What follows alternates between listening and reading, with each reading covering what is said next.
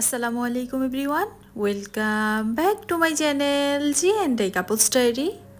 কেমন আছেন সবাই? আশা করি আল্লাহর অশেষ রহমতে আপনারা সবাই অনেক বেশি ভালো আছেন। আলহামদুলিল্লাহ, আমরাও ভালো আছি।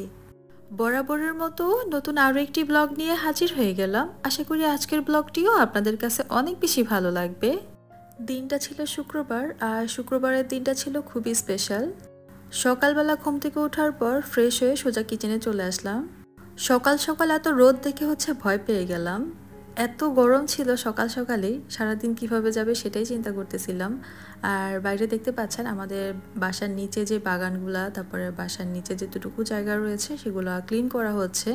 যেহেতু সামনে ঈদ চলে আসছে, তার জন্য নিচে এগুলা ক্লিন করা হচ্ছে বাগানটা। তো যাই হোক, এখন সকালের নাস্তা রেডি করব। এখানে আমি একটা কড়াই বসিয়ে দিয়েছি, তারপরে দিয়ে দিলাম তেল, পেঁয়াজ। তো এগুলাকে একটু ভালো করে ভেজে নিব। আর বাসি ভাত দিয়ে আজকে ফ্রাইড রাইস রান্না করব। আসলে প্রতিদিন একই রকমের নাস্তা খেতে ভালো লাগে না, প্রতিদিন রুটি পরোটা খেতে ভালো লাগে না। তো তার জন্য আজকে ভাত ভেজে নিব, মানে ভাত ভাজা খাবো। আগের দিনের রাতে যে ভাতটা বেঁচে গিয়েছিল সেটা দিয়ে ফ্রাইড রাইস রান্না করব। তাই এখানে আমি একটা ডিম দিয়ে দিলাম, ডিমটাকে ভালো করে আমি একটু স্ক্রাম্বল করে নিব, সাথে একটু কাঁচামরিচ কুচিও দিয়ে দিলাম।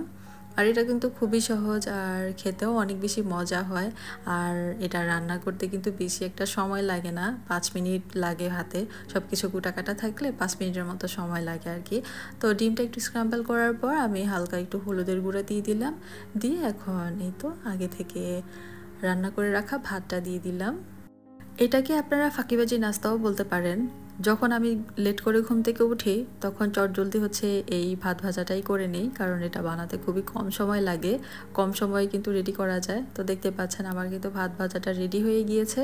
এখন আমি প্লেটে সার্ভ করে নিয়েছি। এটা কাঁচা পেঁয়াজ আর শুকনো মরিচ দিয়ে খেতে অনেক বেশি মজা লাগে।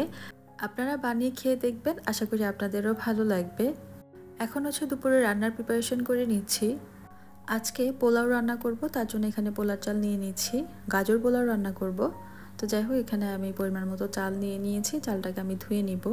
আর আপনারা টাইটেল দেখে নিশ্চয়ই বুঝে গিয়েছেন যে বিশেষ দিনটা কি। আজকে আমার হাজব্যান্ডের জন্মদিন।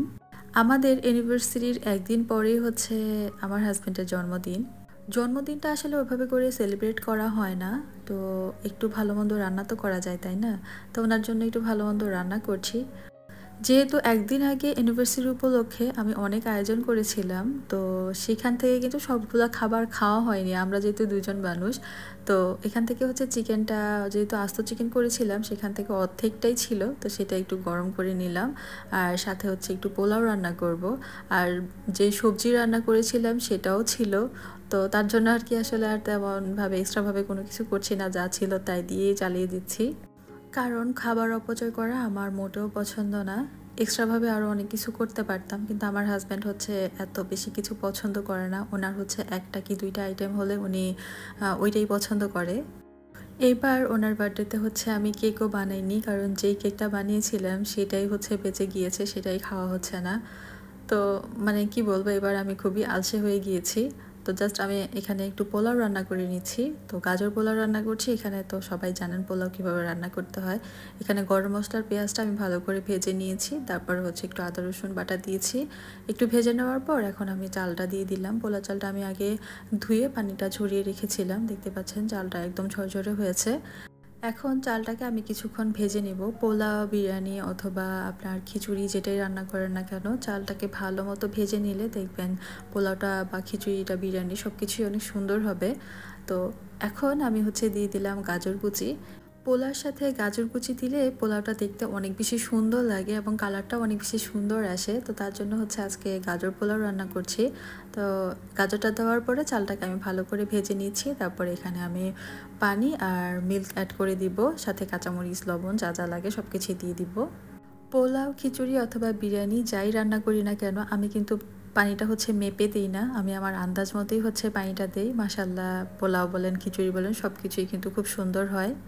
আমাদের ইউনিভার্সিটির একদিন পরে হচ্ছে আমার হাজব্যান্ডের জন্মদিন। তো যখন হচ্ছে আমাদের বিয়ের কথাবার্তা চলতেছিল তখন কিন্তু এই মাসেই হচ্ছে ডেটটা ফিক্সড করার কথা ছিল। তো আমার হাজব্যান্ড চাচ্ছিল যেন আমাদের বিয়ের ডেটটা যেন ওনার বার্থডের আগেই পড়ে।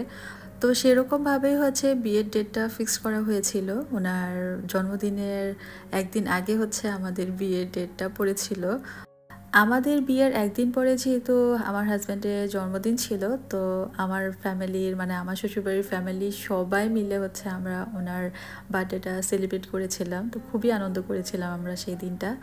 আসলে সত্যি কথা বলতে এখন যেহেতু ফ্যামিলি থেকে অনেক দূরে রয়েছি, তো সেই দিনগুলো খুব মিস করি। সবাই মিলে আনন্দ করাটা সেগুলো খুবই মিস করি। জানি না আবার কবে সেই সবার সাথে একসাথে আনন্দ করতে পারবো, সেটা আল্লাহই ভালো জানে।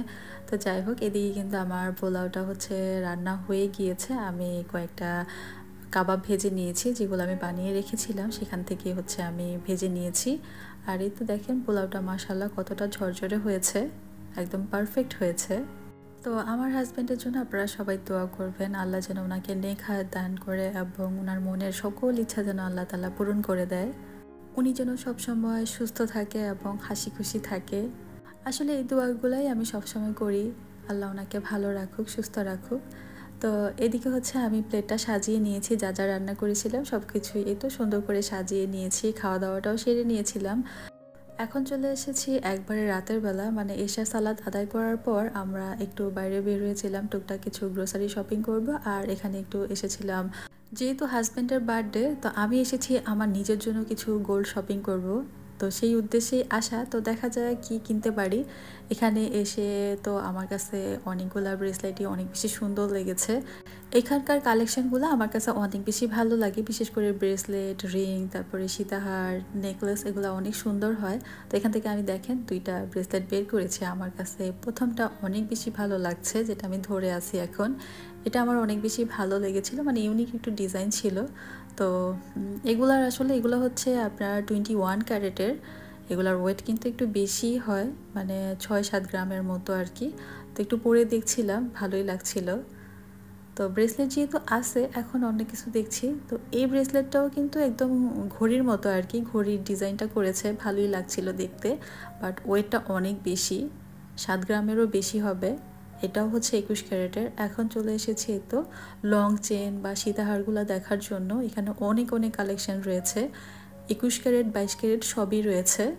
এখানে সেলসম্যান ছিল বাংলাদেশি একটা ভাইয়া। তো আমরা যতবারই এখানে আসি ভাইয়া আমাদেরকে হচ্ছে সব কিছু একটু বের করে করে দেখায়। এখানে দেখেন এই লং সীতাহারটা কত সুন্দর, তাই না?